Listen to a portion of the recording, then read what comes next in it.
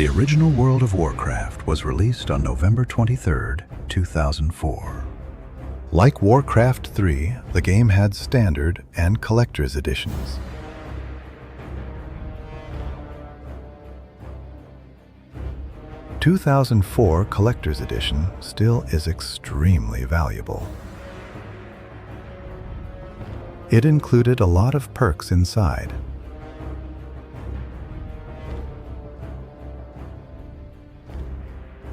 The in-game perk is one of 3 unique pets. Currently, each of them is extremely rare. Another perk was the Behind the Scenes DVD. It was an exclusive DVD featuring game trailers and developer commentary. The most interesting part, even from a modern perspective, was the Extra Features section. This is one of the videos from the Extra Features section. With improved audio and video quality, also, subtitles in multiple languages are available. Please use the CC button to enable them. If you enjoy this video, please consider supporting Clever Play channel with a like, comment, share, or even a cup of coffee. Behind the Scenes, Part 11, Sound Design. Hi, my name is Brian Farr, and I'm the lead sound designer on the World of Warcraft.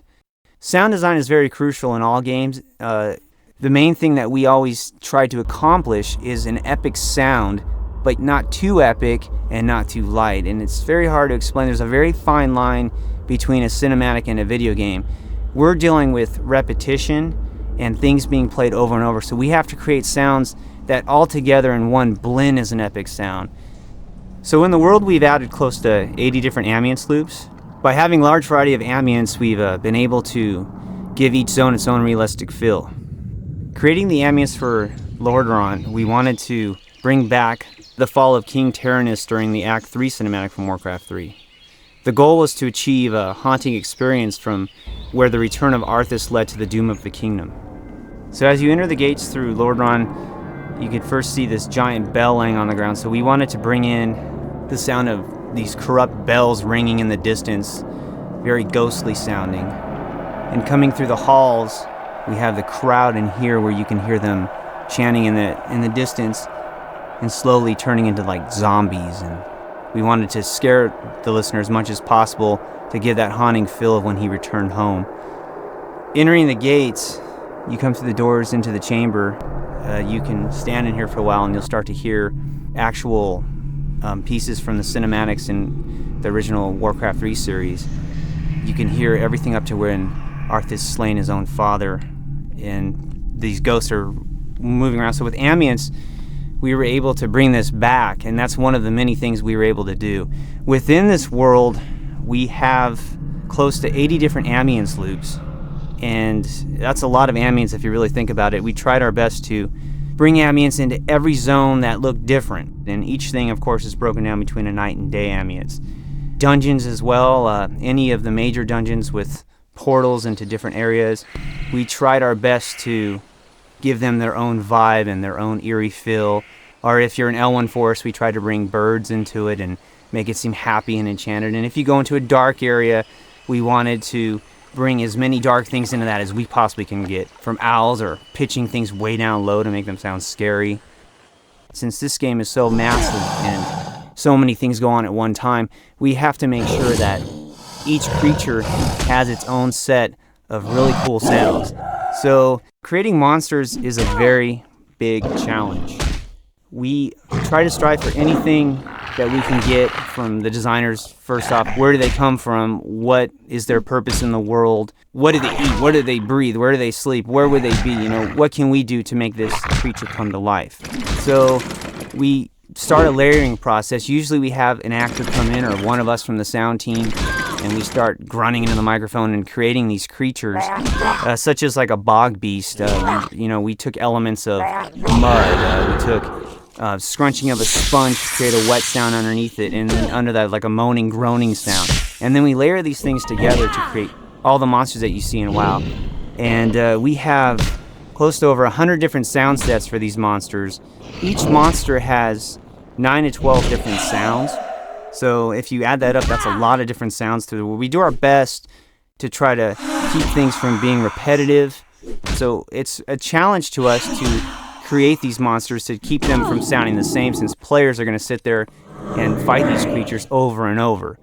And I think we've really had a lot of success. I'm going to demonstrate for you the layering process of how it sounds before we process a creature. And this is the death of the dragon. It's going to start off with the actual recording of the actor, and then it's going to go into the final processing, and then all the layers together. So you'll hear 7 layers unprocessed and 7 layers processed to the final sound of the dragon death.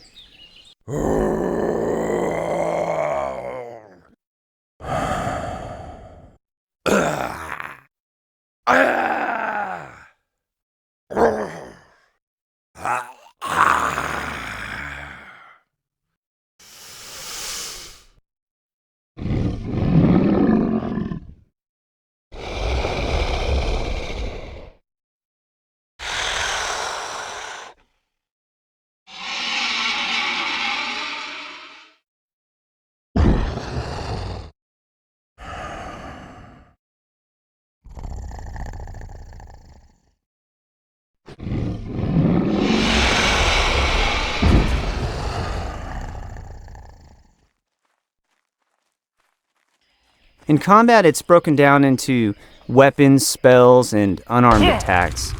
We also have biting sounds for creatures such as wolves and dragons, and then each weapon has its own unique sound. Also, if you put on chainmail or plate mail, if a monster hits you with that axe or a sword, your actual sound of your impact that you get changes as well. You'll hear the chains ringing off your armor, or the plate, you'll hear it thud. And if you're not wearing armor at all or leather, it's more of a, heavy sound hitting flesh. So we have all these different sounds combined that create this really cool feel of the game when you're playing in battle. Also, we've given bows not only just, your pullback sound and the impact, but when you shoot your arrow off, you can hear the actual whiz of the sound go right past your ears. This works alongside also with spells. Everything in the game that moves in combat that you use, such as a throwing axe or anything, they all have sounds while in midair, so you'll hear an axe fly right by you using a Doppler effect. Also, based on the type of armor you're wearing, you can hear the armor actually moving as you run or walk or whatever. Leather has more of like a scrunching sound when you run, and then also you can hear the chains on your armor ringing as you jog along the road or whatever. It's a really cool effect. I think it brings in a lot of realism. Also, footsteps.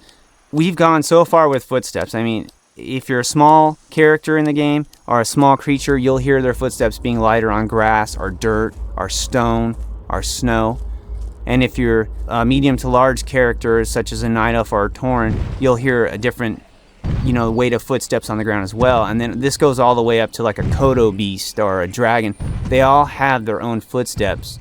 It also applies to wings. If you hear a bird flapping, their wings are going to be a different weight. You'll hear, your griffin that you're riding on the back of, it's going to have giant wing flaps. And then if you're standing next to a more like a vulture type creature, it's not going to have as heavy flaps. It's going to be these light flaps.